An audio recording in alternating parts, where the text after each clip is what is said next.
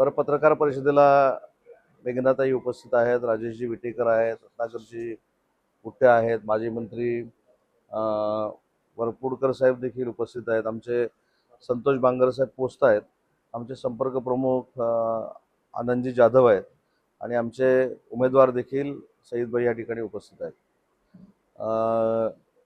आपल्याला माहिती आहे की स्थानिक स्वराज्य संस्थेची विधान परिषदेची निवडणूक सुरू आहे आणि जी काही मतांतरं कालपर्यंत होती त्याच्यामध्ये देखील काही शंका कुशंका घेतल्या जात होत्या आणि म्हणून माननीय एकनाथ शिंदे साहेबांच्या आदेशानुसार आज मी परभणीमध्ये आलो आहे. माझी आता विटेकर साहेबांची गुट्टे साहेबांची चर्चा झालेली आहे.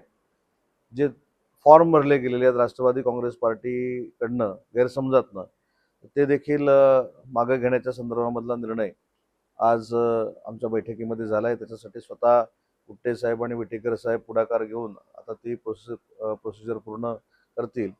परंतु हे करत असताना माननीय सुनेत्रा बहिणींनी देखील राजेशजींची चर्चा केली, जे उमेदवार आहेत त्यांच्याशी देखील चर्चा केली आणि याचा सगळ्याचा परिपाक असा आहे की आता जे फॉर्म आहेत आता विड्रॉ होतील.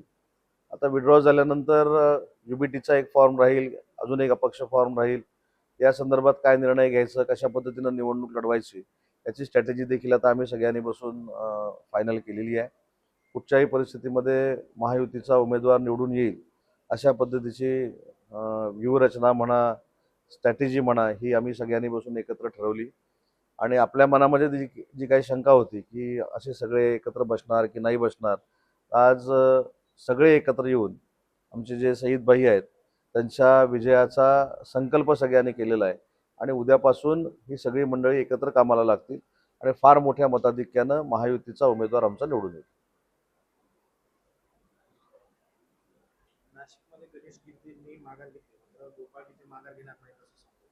नाही, ठीक आहे ना, अजून 3 वाजेपर्यंत वेळ आहे. 3 वाजेपर्यंत काही गोष्टी क्लिअर होतील. त्या सगळ्या गोष्टींवर आपण 3 वाजल्यानंतरच बोलणं योग्य ठरेल.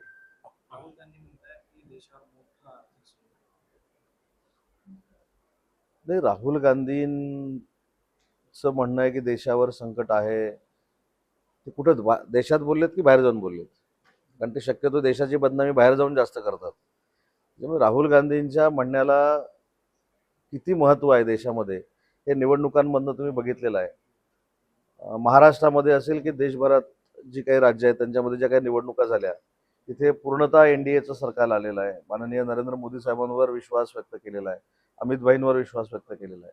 त्याच्यामुळे त्यांच्या सांगण्याला किती महत्त्व आहे याची मला कल्पना नाही, पण त्यांचं कोण ऐकत नाही हे अनेक निवडणुकांमधनं भारतातल्या बंधू भगिनींनी दाखवून दिलेलं आहे.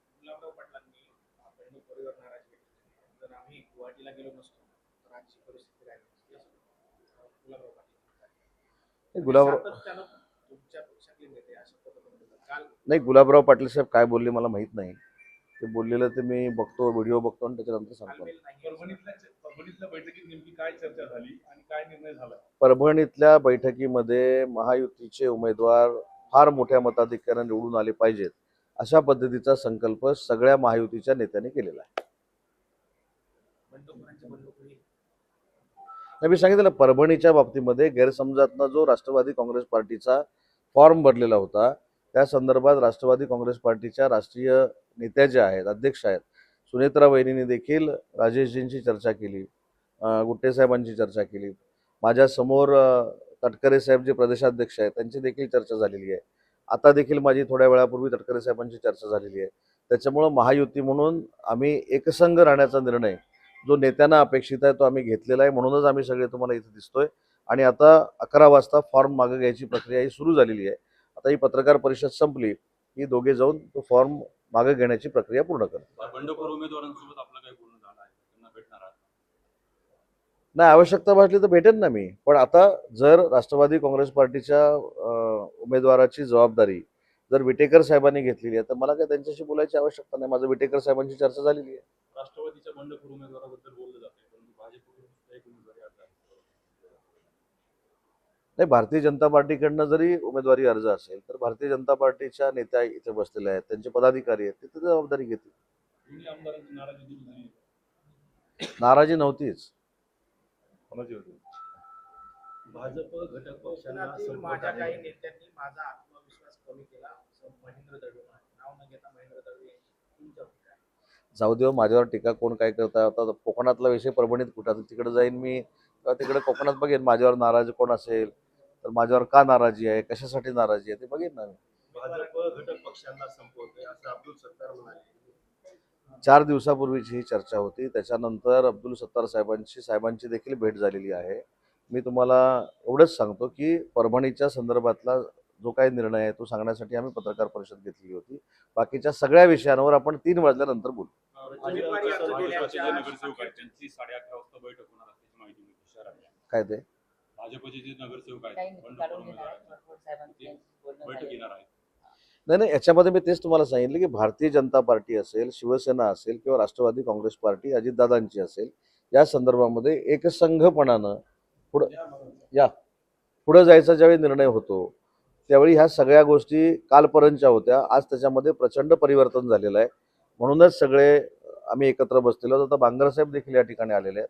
त्याच्यामुळं कुठच्याही परिस्थितीमध्ये महायुतीचा उमेदवार निवडून येईल अशा पद्धतीची रणनीती आणि एकसंघपणा आमच्या सगळ्यांमध्ये आहे.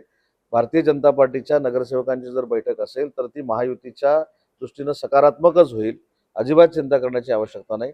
आणि त्याच्यासाठी मेघनाताई इथं आहेत आणि वरपुडकर साहेब देखील इथं आहेत. जळगावमध्ये मोठ्या राजकीय घडामोडींना वेग येताना पाहायला मिळाला. शिवसेनेच्या बंडखोर उमेदवार रेश्मा काळे सहलीवर रवाना झाल्याची माहिती आहे. आता जे मला माहितीच नाही त्याचं उत्तर मी कसं देऊ शकतो. मी माहिती घेतो जळगावची. जळगावला काय झालंय, कशा पद्धतीने झालंय, महेंद्र दळवी साहेब काय बोलले. बघा, मी थेट जे आलो ते इथं आलो, आमच्या सगळ्या लोकांची बैठक घेतली आणि परभणीच्या संदर्भामध्ये काय निर्णय झालाय यासाठी आपण चर्चा करतो. आता जळगावमध्ये काय झालेलं आहे, जळगावमध्ये काय झालेलं नाही किंवा सिंधुदुर्ग. तुम्ही शिवसेनेचे संकट आहात. हो, पण आता मला तुमच्याकडनं कळलं ना की जळगावमध्ये असं असं झालेलं आहे. मी तिथल्या लोकांची चर्चा करतो. पण परभणीमध्ये महायुतीचा विजय हा फार मोठ्या फरकानं होईल.